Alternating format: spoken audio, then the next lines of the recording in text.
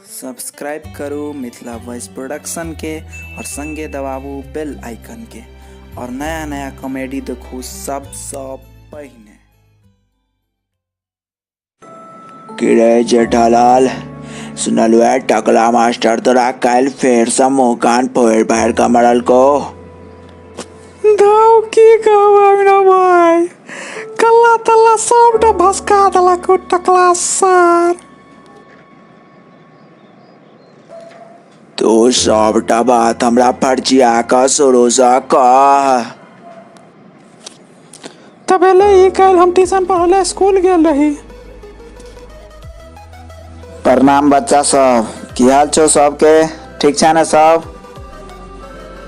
Sir रे जाहिल जलमल आदमी, यस सर कहल जाइ छै, एस सर केने छै बेवकूफ आदमी। सर फेर एस सर कहलक। एस मतलब बुझे छी की होइ छै? एस मतलब होइ छै गधा। बेवकूफ आदमी सब। तही दुआरे त कहलक ग। रे की बजल रे जेठालाल? नहीं किछ सर, नहीं किछ।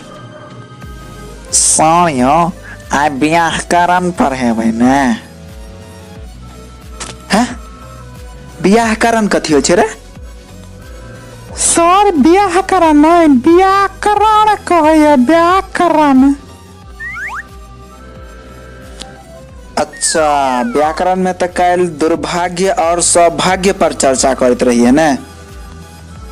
तो जेठालाल ई कह जे दुर्भाग्य और सौभाग्य में की अंतर छै? उदाहरण द के समझाब तू हमरा फर्चिया के बात के।